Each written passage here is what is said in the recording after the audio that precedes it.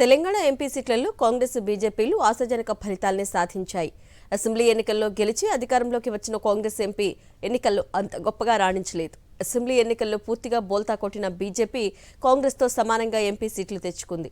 Greater హైదరాబాద్లోని మొత్తం ఎమ్మెల్యేలను గెలుచుకున్న కారు పార్టీ ఎంపీ ఎన్నికల్లో అడ్రస్ లేకుండా పోయింది. కాంగ్రెస్ బీజేపీల ఎంపీ సీట్లపై మరో లుక్కేద్దాం. 6 నెలల క్రితం జరిగిన అసెంబ్లీ ఎన్నికల్లో కాంగ్రెస్ పార్టీ మెజారిటీ సీట్లు సాధించి అధికారంలోకి వచ్చింది. అప్పటి పీసీసీ చీఫ్ రేవంత్ రెడ్డి ముఖ్యమంత్రి అయ్యారు. అసెంబ్లీ ఎన్నికల సమయంలో మల్కజ్గిరి ఎంపీగా రేవంత్ ఉన్నారు. ఇప్పుడు ఆ ఎంపీ సీటు బీజేపీ ఖాతాలో పడింది.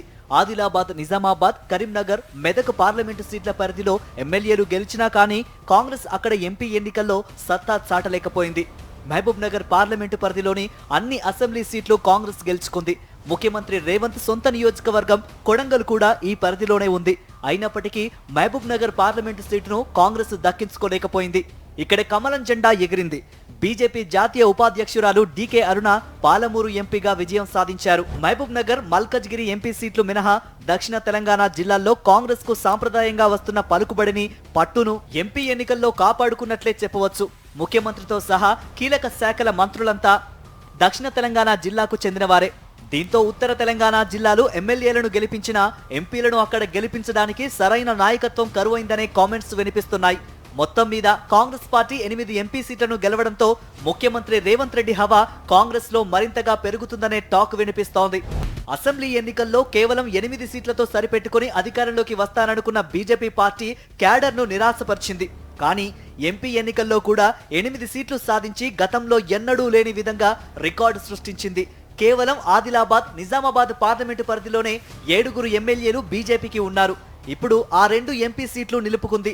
కరీంనగర్ పార్లమెంటు పరిధిలో ఒక్క ఎమ్మెల్యే కూడా లేకపోయినా బండి సంజయ్ మరోసారి విజయం సాధించారు.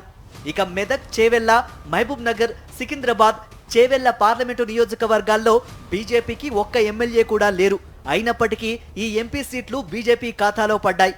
మోదీ హవా దేశంలో గతంలో మాదిరిగా లేనప్పటికీ తెలంగాణలో 8 సీట్లు సాధించింది కమలం పార్టీ. బీఆర్ఎస్ బలహీనపడడంతో ఆ ఖాళీని బీజేపీ భర్తీ చేసినట్లుగా కనిపిస్తోంది.